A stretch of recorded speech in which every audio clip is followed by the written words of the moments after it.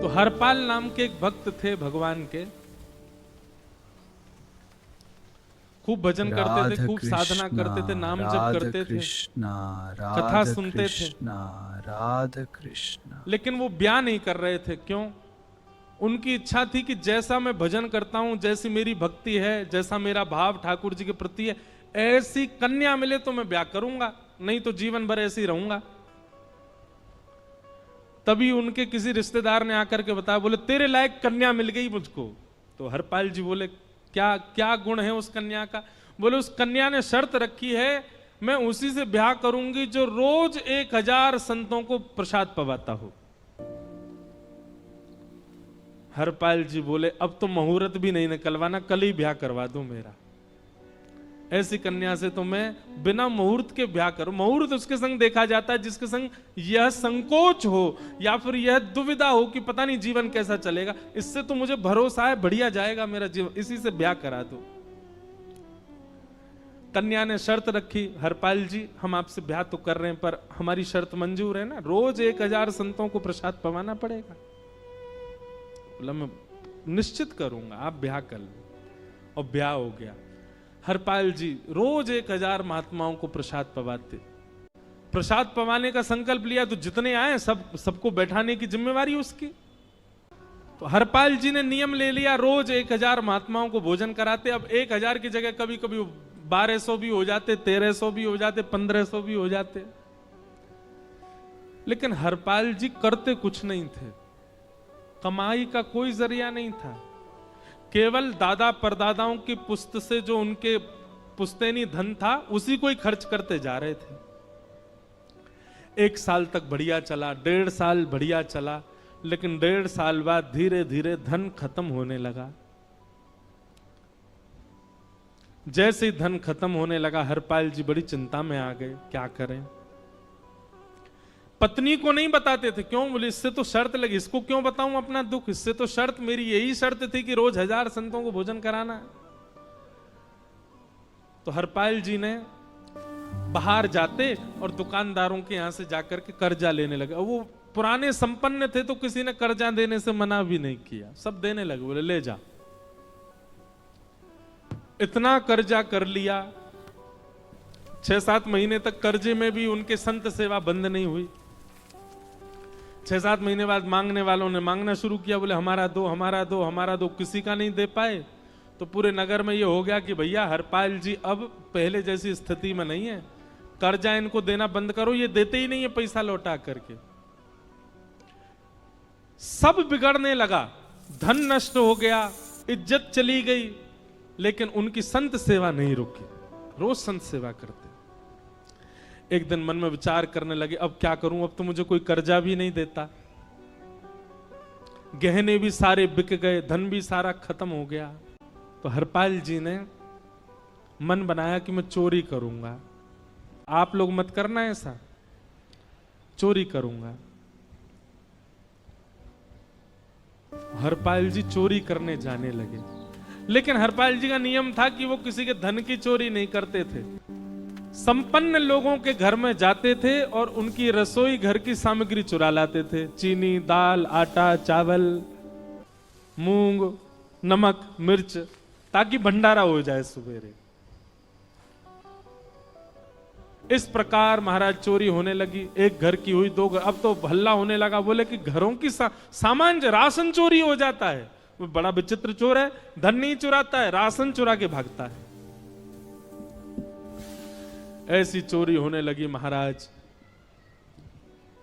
अब तो लोगों ने अपने अपने घरों में पहरेदारी शुरू कर दी कि चोरी ना हो। तो हरपाल जी को और दिक्कत होने लगी, क्या करें, कैसे करें। धीरे धीरे हरपाल जी इस स्थिति में आ गए कि अब संपन्न लोगों के यहां उन लोगों को ढूंढते जो ना कभी संत सेवा करते ना वैष्णव सेवा करते, और उन लोगों के यहां जाकर के थोड़ा बहुत धन चुरा लेते, स्वर्ण चुरा लेते। करना कुछ नहीं, अपना घर नहीं बनाते थे, बसाते थे, संत सेवा करते थे। ठाकुर जी रीझ गए हरपाल से। ठाकुर जी बोले देखो ये सब चोरी कर करके और मेरे संतों को पवा रहा है। ठाकुर जी बोले इस पर अनुग्रह करने जाना है। भगवान सिंहासन से उठ करके तैयार होने के लिए गए और बढ़िया महाराज नकली सी मूछ लगा करके ऊपर सिर पर पाग पहन करके और थोड़ा पेट सा बाहर निकाल के गले में खूब सारी जंजीर डाल के हाथों की हर उंगली में अंगूठी पहन करके सोने की जूतियां डाल करके कौंधनी सोने की पहन करके और एक बेंत सोने का मड़ा हुआ बेंत लेकर के ठाकुर जी तैयार हो गए, एक सेठ जी बन गए। लक्ष्मी मैया ने पूछा, भगवान बड़ा सुंदर स्वरूप धारण किया, कहाँ जा रहे हो? बोले अपने एक भक्त से मिलने जा रहे हो, मैं भी चलूंगी। भगवान बोले तुम मत चलो, तुम उसको पहचान नहीं पाओगे, तुमसे अपराध बनी जाएगा। बोले नहीं नहीं, भक्त दर्शन करने मैं तो जाऊंगी। भगवान बोले जल्दी तैयार हो जाओ। रुक्मणी जी एक सेठानी बन गई, ठाकुर जी सेठ जी बन गए और दोनों ने मन में विचार किया कि हरपाल जी को दर्शन देना। और यहां हरपाल जी की स्थिति क्या थी? अब संत सेवा के लिए कहीं से भी धन नहीं मिल रहा था, तो हरपाल जी एक मार्ग पर जाकर के बैठ गए और सोचने लगे कोई धनवान यहां से निकलेगा तो उसको लूट लूंगा और लूट के भाग जाऊंगा, सारा धन संत सेवा में लगा दूंगा। तभी उस मार्ग पर कोई और तो आया नहीं, ठाकुर जी सेठ बन करके आ गए। और महाराज खूब सारे गहने पहन करके, पाग बढ़िया सोने की जड़ाऊ पाग पहन करके, ऐसे वस्त्र पहन करके और छम छम करते चलते आ रहे हैं। उन गहने ही बज रहे हैं ठाकुर जी के। हरपाल जी ने जैसे नेत्र खोल करके देखा, ठाकुर जी के रूप यौवन और सबरी उनके श्रृंगार को देख करके हरपाल जी बोले, ये तो एक आध साल के भंडारे की व्यवस्था आ रही है सामने से। इतने में ही सेठानी जी रुक्मणी जी भी आई, उनको ओहो, ये तो कम से कम 5-10 साल की व्यवस्था आ रही है। अगर ये दोनों लूट लिए जाएं तो 10 साल चोरी नहीं करनी पड़ेगी। देखो कितना धन संपन्न। हरपाल जी के बगल में जैसे ही ठाकुर जी पहुंचे, हरपाल जी बोले, भैया जय श्री कृष्ण, प्रणाम। ठाकुर जी तो नाराज हो गए, क्या भगवान का नाम बोलता है सुबह सुबह? तुम सब लोग बड़े पाखंडी हो, ढोंगी हो। और हमने सुना इस गांव में एक रहता है, वो चोरी डकैती करता है और फिर कहते हैं संत सेवा करता है। ऐसी काय बात की चोरी भैया? करता तो चोरी है, भली उससे भली संत सेवा करता हो। नाम उसका हरपाल है, हम सब जानते हैं। भगवान का नाम मत लो हमारे सामने। हरपाल जी समझ गए, वो तो बिल्कुल भगवत विमुख है, इसकी तो एक अंगूठी भी नहीं छोड़नी मुझको, इसका तो सब लेके जाऊंगा। अगर ये बदले में जय श्री कृष्णा बोलता तो एक आध गहना छोड़ देता इसका मैं, पर ये तो इतना बिकर रहा है भगवान का नाम सुन के, इसका कुछ नहीं छोड़ूंगा, सब ले जाऊंगा। हरपाल जी बोले, हाँ भैया, एक रहता तो है डकैत इस गांव में, और उसका कोई पता नहीं है, वो कभी भी आ जाता है। लेकिन एक मार्ग जंगल में होकर के है, उसमें गांव में नहीं जाना पड़ता। जंगल से गुप्त चुप निकल करके पूरे गांव पार हो जाएंगे, आप शहर पहुंच जाओगे। उसका रास्ता मुझे ही पता है। सेठ जी बोले, तो तुम हमको पार करवा दो। हरपाल जी बोले, मैं पार तो करवा दूंगा, लेकिन भगवान मेरे घर कुछ मेहमान आए हैं, उनके भोजन आदि की व्यवस्था के लिए मैं तो बाजार आया था, मेरे पे धन नहीं है। आप यदि मुझको कुछ दे देंगे तो मैं घर पर व्यवस्था करके आऊंगा, तुरंत आपको लेकर के गांव पार करवा दूंगा। ठाकुर जी ने उसको कुछ सोने की मोहर दे दी, बोले लो तुम अपने घर की व्यवस्था कर आओ। हरपाल जी ने सामग्री खरीदी, घर पर पहले व्यवस्था करके आए। बोले आज की व्यवस्था हो जाए, क्योंकि आज तो 10 साल का सब चोरी करना, समय लगेगा। पत्नी से कहा भोजन प्रसादी बनाओ, संतों को पवाओ, संत पूछेंगे मैं कहां है तो कहना कि आप लोगों की 10 साल की व्यवस्था करने गए आज। हरपाल जी लौट करके आए और सेठ जी से कहा, आइए आइए चल दीजिए मेरे साथ और हमारे संगी चलना बिल्कुल। ठाकुर जी रुक्मणी जी चलने लगे।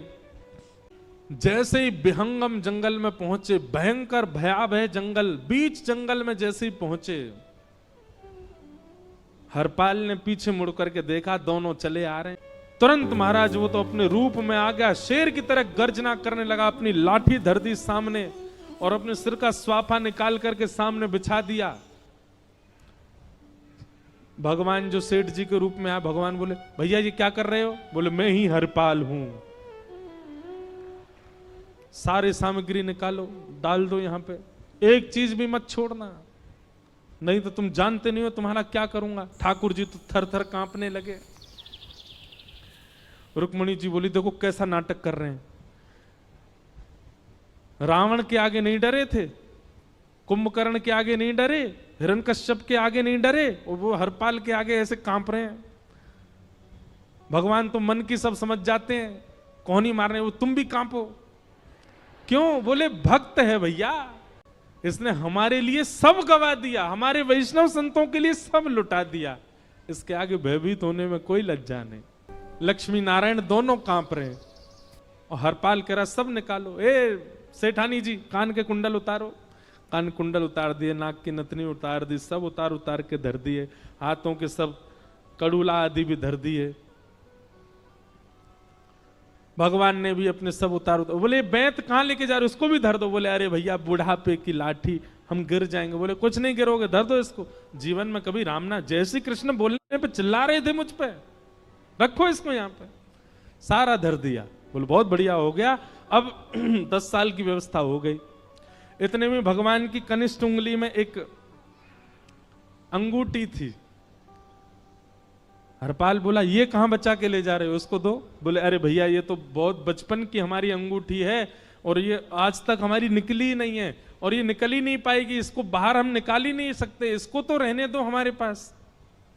बोले तुम क्या जानो, इस अंगूठी से कम 1 हफ्ता संत भोजन होगा और तुम पे तो दया करनी नहीं है। चिल्लाए थे मुझ पे जय श्री कृष्ण बोलने पर, निकालो इसको। भगवान खूब प्रयास करें, वो नहीं निकले तो हरपाल जी ने उंगली पकड़ी। बोले इसको काट देता हूं मैं, तुम्हारे पास उंगली रहने का कोई काम नहीं है, तुम उंगली से करते ही क्या हो। और महाराज जैसे ही उंगली पकड़ करके काटने का मन किया, वो काटने ही वाले थे, इतने में ही द्वारिकाधीश भगवान शंख चक्र गदा पद्म धारण करके प्रकट हो गए सामने। रुक्मणी जी महालक्ष्मी के रूप में प्रकट हो गई।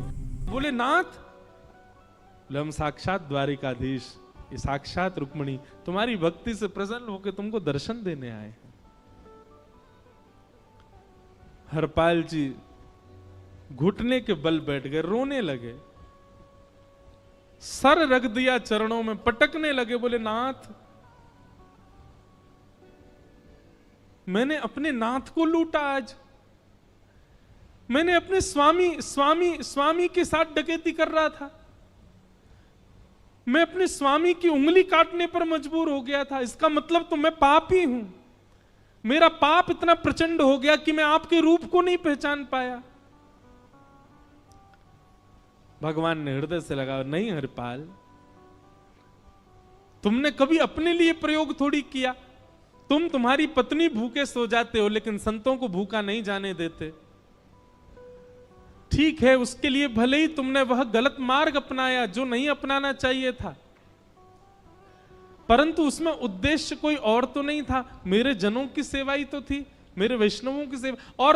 और देखो हरपाल, एक मेरी बात सुनो, आज तुम्हारे मन में ग्लानि होती है कि तुमने दूसरों का धन हड़प करके और उससे संत भोजन कराया। वास्तव में इसका विधान शास्त्रों में यह बताया गया, जिसके धन से भोजन बना और संतों ने पाया, परोसा भले ही किसी ने भी हो, कार्यक्रम भले ही किसी ने भी कराया हो, पर धन जिसका लगता है पुण्य उसी को मिलता है।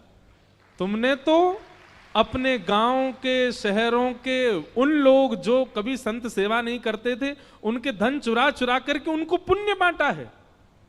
तुमने कुछ गलत नहीं किया है। हां, अपने प्रयोग में यदि लेते तो पाप हो जाता, लेकिन तुमने तो एक रत्ती भी अपने प्रयोग में नहीं ली, सब संतों में लगा दी और जितने लोगों का धन चुराया उन सबको पुण्य प्रदान कर दिया। हम तुमसे बड़े प्रसन्न हैं। हरपाल जी चरणों से लिपट गए, बोले नाथ आप बड़े कृपालु, बड़े दयालु। भगवान बोले अब हमने दर्शन दे दिया, अब हम जाएं। और सुनो, ये सारा धन हमने दिया है, 10 साल का नहीं होगा इससे। तो बोले जब तक तुम जीवित रहोगे तब तक की सेवा बनेगी, इससे संत सेवा चलती रहेगी। ये सारा धन आभूषण हम लेकर के इसीलिए आए थे ताकि तुमको अब कभी किसी से मांगना ना पड़े, किसी से हड़पना ना पड़े। भगवान जाने लगे तो हरपाल जी चरणों में गिर गए, बोले नाथ आज मैं आपके दर्शन कर पाया, मैं संत सेवा कर पाया, इसमें सबसे बड़ा योगदान मेरी पत्नी का है। उसने नियम नहीं बनाया होता तो शायद मैं कभी ऐसा नहीं करता। आप उसको दर्शन दिए बिना जाएंगे, मैं उसको क्या बताऊंगा? मैं उससे जाके कह भी नहीं पाऊंगा कि आप मुझे मिले, और उसकी वजह से आप मुझे मिले हो, कृपा कर उसको दर्शन दे दीजिए। ठाकुर जी बोले ठीक है। तुरंत लक्ष्मी नारायण भगवान ने छोटे छोटे बालकों का रूप धारण कर लिया और हरपाल जी की गोद में बैठ गए, और हरपाल जी अपनी गोद में लेकर के ठाकुर जी को घर पर आए, और आकर के अपनी अरे सुनो देखो कौन आए हैं। जैसे बाहर आकर के देखा तो नन्हे से ठाकुर जी, नन्ही से रुक्मणी जी गोद में बालकों की भांति बैठे हैं। बोले अरे इतने सुंदर सुंदर बालक। बोले बालक नहीं है, ये साक्षात जगन्नाथ भगवान, साक्षात रुक्मणी जी, साक्षात द्वारिकाधीश हैं। तुरंत ठाकुर जी अपने रूप में प्रकट हो गए और दोनों दंपति को दर्शन देकर के भगवान वहां से प्रस्थान कर गए।